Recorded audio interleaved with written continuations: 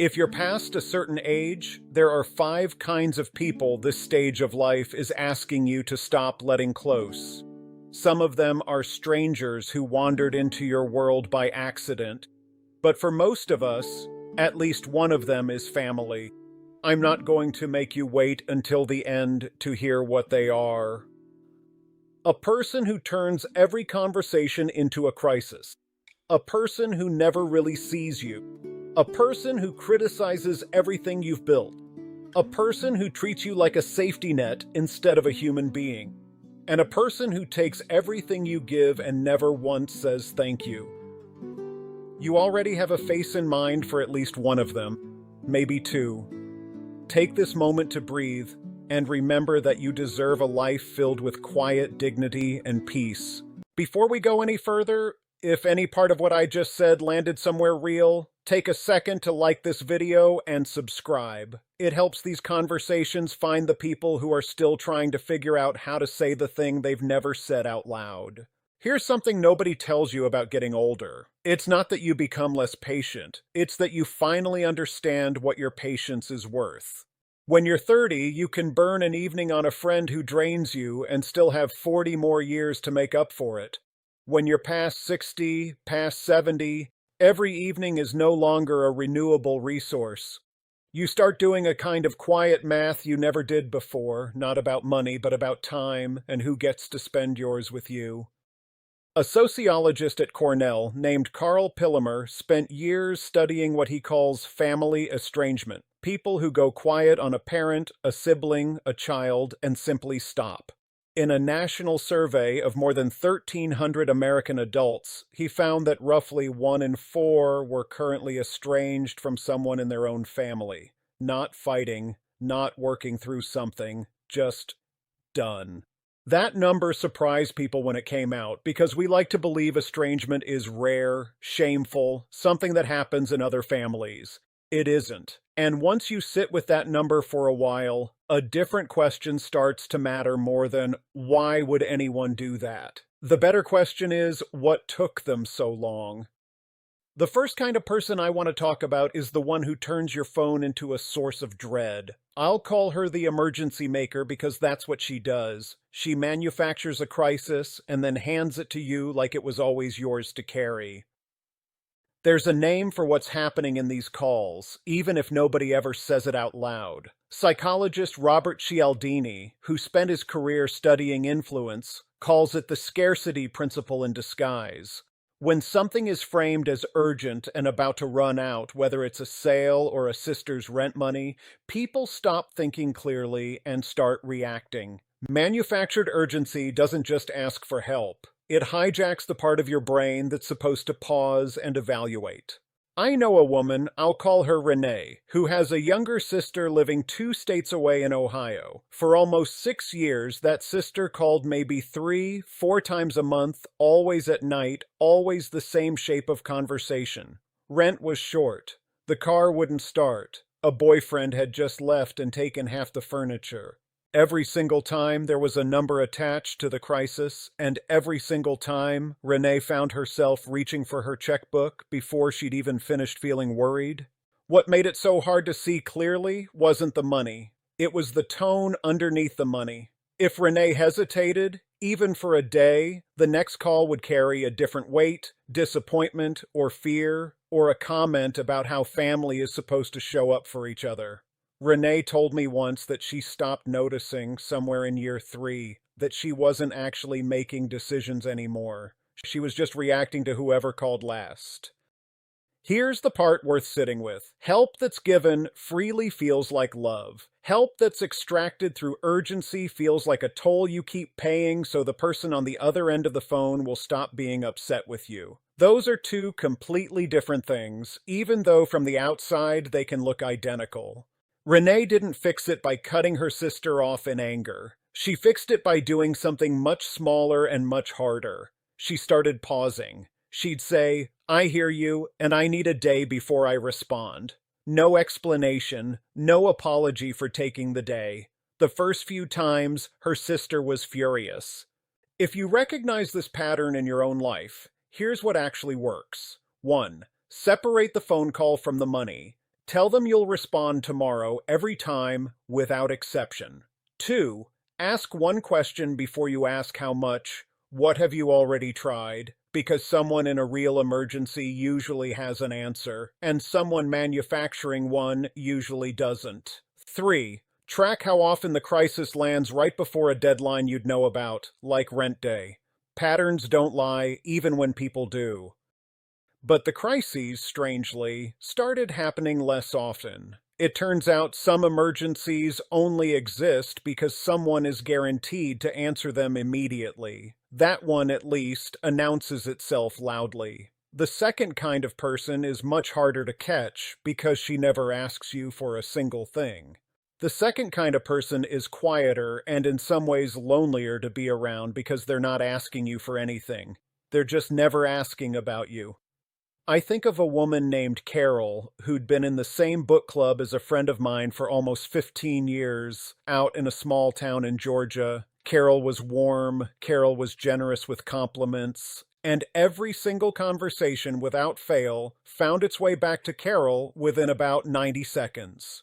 A sociologist named Charles Derber actually studied this exact behavior decades ago and gave it a name: conversational narcissism. The habit of redirecting almost every exchange back to yourself, not out of malice, but out of a kind of reflex nobody ever taught them to notice. Derber found it so common in ordinary friendships that most people who do it have no idea they're doing it at all. My friend mentioned once that her husband had just had a small heart scare, nothing catastrophic, but frightening enough that she hadn't slept well in a week.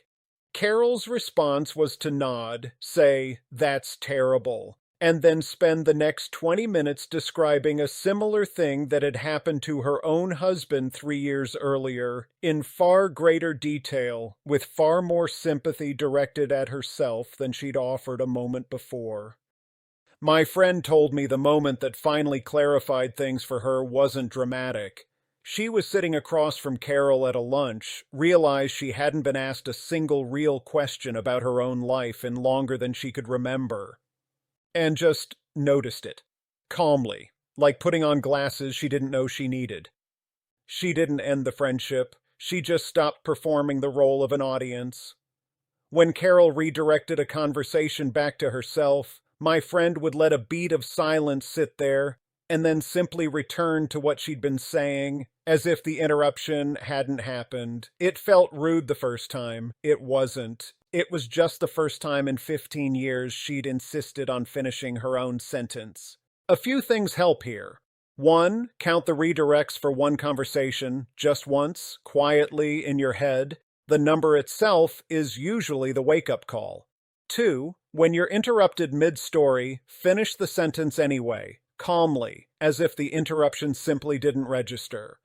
3. Stop asking the open-ended questions that hand them the stage. How have you been? Invites 20 minutes about them. Did you see the game? Doesn't. The third kind of person is trickier still, because this one actually believes he's doing you a favor. The third kind of person doesn't take anything from you and doesn't ignore you either. They just never think you're doing it right. This one tends to show up dressed as concern. A brother-in-law, a longtime neighbor, sometimes a parent who never quite let go of the habit of correcting you. I heard about a man in Wisconsin, I'll call him Walter, whose late wife's brother had an opinion about every choice he made after retirement. The house was too big for one person. The garden was overgrown. He should be doing more, or doing less, or doing it differently, depending on the week. Researchers who study unsolicited advice have found something counterintuitive. Even when the advice is technically correct, receiving it without asking for it tends to frustrate a basic psychological need: the need to feel competent and in control of your own decisions. Over time, people on the receiving end don't just feel annoyed. Studies have found it increases rumination, the kind of looping, anxious replaying of a conversation long after it's over. None of it was cruel exactly. It was delivered the way people deliver advice they genuinely believe is helpful.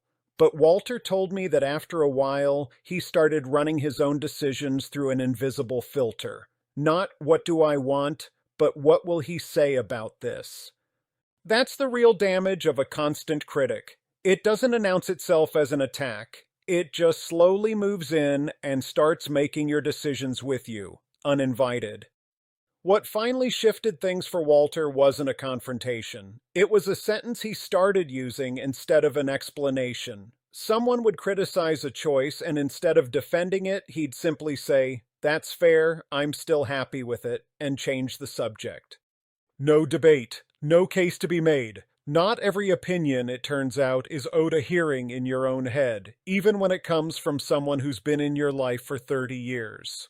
What helps isn't confrontation. It's a short, repeatable exit line. 1. That's fair. I'm still happy with it.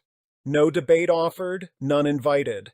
2. If they push further, a simple, "I've already decided," closes the door without a fight. 3. Notice which topics they circle back to most, and simply stop volunteering updates on those specific areas of your life.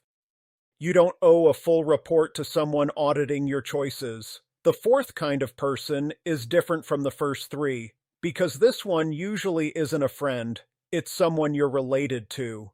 Before we get to the fourth kind of person, the one that, if I'm honest, took me the longest to understand, I want to ask you something.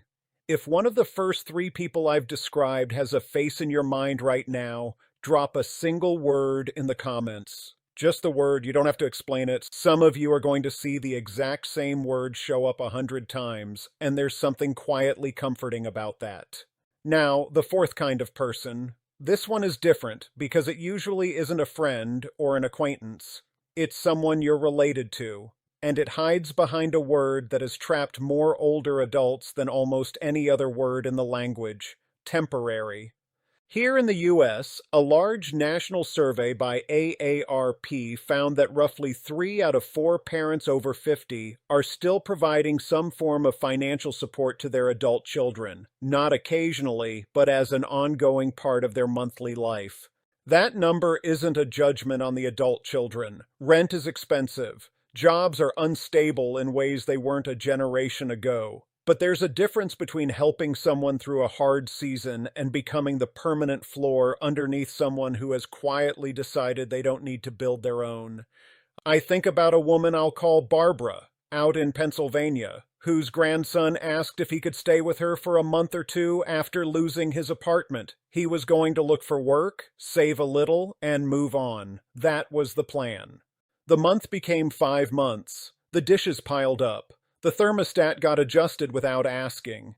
He was pleasant, even affectionate, and he never once raised his voice at her.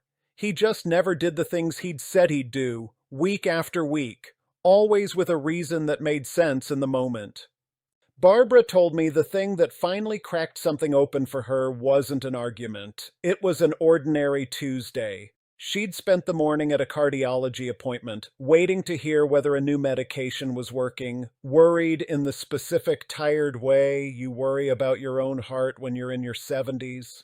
She came home to find him still asleep at 1 in the afternoon, and something in her just went quiet and clear at the same time.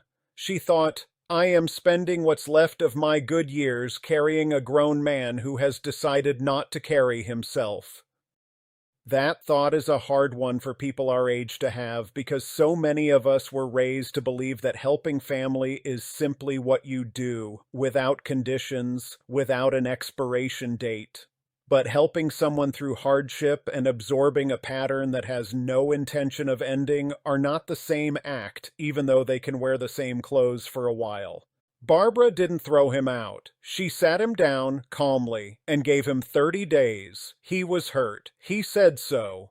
But when the 30 days ended and her house was quiet again, she told me something I haven't forgotten, that her blood pressure readings actually improved that month, and she hadn't changed a single thing about her medication.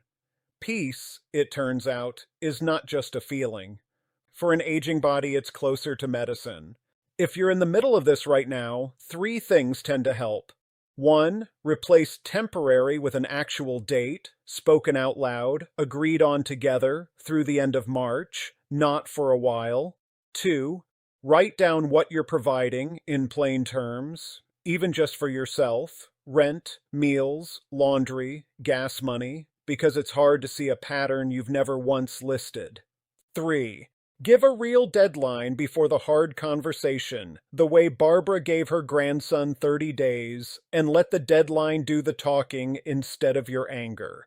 The fifth kind of person doesn't take your time or your money. She takes something quieter, and most people don't notice it's missing until it's gone. Your sense of being appreciated. I want to tell you about a woman from a church group in Arizona. I'll call her Diane. Every autumn, a friend of mine organized a small outing for a handful of seniors in the group who could no longer drive comfortably at night, taking them out to see the holiday lights around town, finishing with a simple dinner she'd spend an entire day preparing. She loved doing it. It made her feel useful in a way that mattered to her. Diane came every year, and every year she found something wrong. The van was too cold. The neighborhood they drove through wasn't the good one. One year, after my friend had spent nearly 6 hours getting a modest dinner ready for a dozen people, the only comment Diane offered was that the potatoes were a little dry. My friend told me she didn't feel angry driving home that night. She felt strangely empty, the way you feel after giving something real to someone who received it like it was owed to them. And somewhere on that drive, she landed on something she now believes completely. Gratitude isn't a nice extra in a relationship, it's closer to oxygen. There's research now that backs up something people our age have always sensed instinctively. Researchers at Harvard School of Public Health followed tens of thousands of older American women for several years, measuring something as simple as how much gratitude they reported feeling in daily life. The women who scored highest on gratitude had a measurably lower risk of dying during the study period than those who scored lowest. Not because gratitude cures anything on its own, nobody's claiming that, but because a life with more genuine appreciation running through it tends to come with less chronic stress, better relationships, and more reasons to keep taking care of yourself. I came across a comment once, buried in a thread of people talking about exactly this kind of exhaustion, that said something like, "Sometimes we're the ones who help, and nobody helps us back when it's our turn to need it." I think about that line often. It's not bitter, it's just true, and it's the quiet cost of pouring yourself into people who've stopped noticing you're pouring at all. My friend didn't stop being generous. She just stopped being generous with people who treated it like something they were entitled to. She started putting her time into relationships where care moved in both directions, and she told me, without any drama in her voice, that life simply got lighter after that. A few things make this easier to navigate. 1. Notice the difference between someone who's occasionally having a hard day and someone who's never once, in years, said thank you. The first is human, the second is a pattern. 2. Give your time to the relationships where care already moves in both directions, even if that means giving less to the ones that don't. 3. You're allowed to simply stop announcing your effort. No dry potato comment can take anything from a gift you never needed acknowledged in the first place, but it can absolutely take something from one you were hoping would be seen. There's a strange thing that connects all 5 of these people, and it took me longer than I'd like to admit to see it. Almost none of them think of themselves as the problem. The emergency maker believes she's just going through a hard time. The person who never asks about you believes she's simply an open book. The critic believes he's being helpful. The one who leans on you believes he'll get around to standing on his own eventually. The ungrateful one believes she's simply hard to please, not that she's taking something from you every time she withholds a thank you. That's exactly why these patterns last as long as they do. Nobody hands you a warning label. You have to notice it yourself, usually well after it's already cost you something. When you're young, a good life gets measured in the things you're building: a career, a family, a mortgage, a set of goals you're chasing towards some finish line that keeps moving. When you get older, the measurement changes almost completely. A calm morning becomes a kind of wealth. An afternoon with nothing pressing on your chest becomes a luxury most 20-year-olds can't even imagine wanting yet. and the people around you stop being background scenery. They become one of the main variables in whether your days feel like they're being spent or like they're being spent on you. I don't think any of the 5 people I've described tonight are villains, exactly. Most of them are just people carrying something you never fully got to see. That doesn't mean you owe them unlimited access to the years you have left. You can care about someone and still decide, calmly, without cruelty, that you're no longer available to be their emergency line, their audience, their project, their safety net, or their unpaid applause. That isn't selfishness. At this point in life, it's closer to stewardship, taking care of the only stretch of time you have left the way you'd take care of anything else worth protecting. If someone in your life leaves you feeling anxious, invisible, exhausted, or small more often than they leave you feeling at ease, don't wave that feeling away as something you're overreacting to. You've earned the right to trust it. If someone came to mind while you were watching this, and I suspect at least one person did, you don't have to confront them tonight. You just have to stop pretending you didn't notice. And if it's useful to you, share this with someone else who might need permission to notice, too. Take care of yourself. I'll see you again soon.